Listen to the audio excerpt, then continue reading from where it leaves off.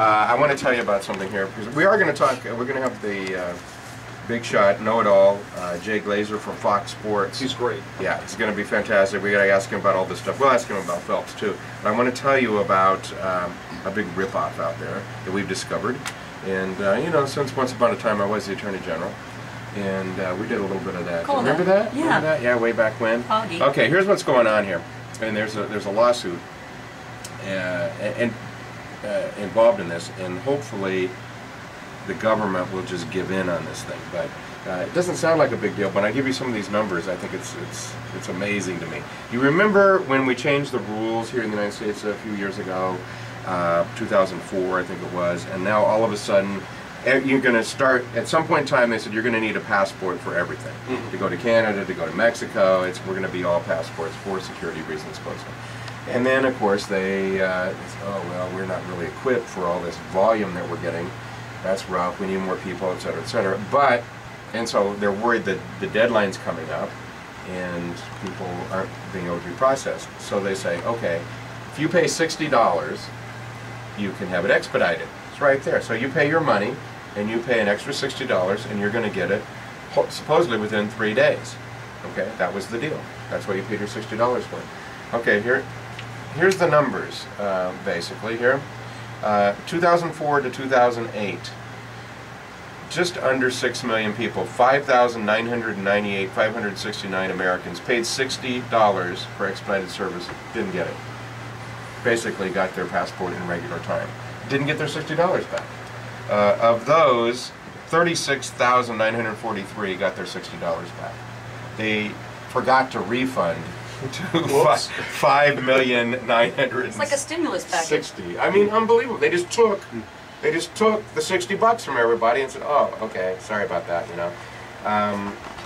And they don't really have much of an excuse about this. And now here's the other news: they're still doing it, and they still can't export. Now, I can't say. I'm not saying they can't, because I think it's like 1 in 3 or something like that. Maybe 2 out of 3 get expedited, but the 1 in 3 don't. But look at the numbers: 6 million people pay $60, which works out to $358 million for 4 years that they've just pocketed out of people's pockets. So the idea in this lawsuit is, hey, give them their money back, right, plus interest, and stop doing this. If you can't do it, stop saying we're going to take your $60. Now there's a guy, and they deposed this guy. He's the managing director for passport services at the State Department, and he says, well, we knew the government would be unable to process a lot of those expedited requests, but we thought we'd try to see how it worked. Well, it's good to see Brownie getting a job again. Unbelievable. So now this is basically under the Bush administration. Yeah. So now we have a new administration, and Chuck Schumer's onto this. He says, you know, you ought to give the money back. Everybody who's looked at it, I think, says give the money back, but they're fighting the lawsuit right now. Has Secretary Clinton weighed in on it yet? And not yet. So well, let's see what happens here. This is supposed to be a new day. We're going to have a more efficient government. Right. But anyway, we will stay on top of that, see how it goes. That's a lawsuit filed out of California, but that's a good lawsuit. If I was the Attorney General, I would file that lawsuit. If Domino's can figure out how to get your money back if you don't get it on time, surely on passports. It's real easy. Yeah. You know, here's the thing. You see when the application came in with the $60. Did it have 3 days gone by? Oh, it's been a month. Give them their $60 back.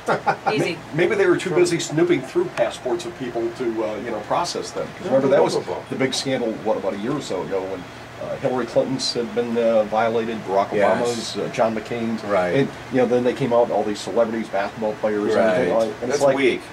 Yeah. No, I hate that. It's unbelievable. It's yet another of the thousands of steps we've gone on in the last decade to invasion of the rights and privacy of private citizens in this country.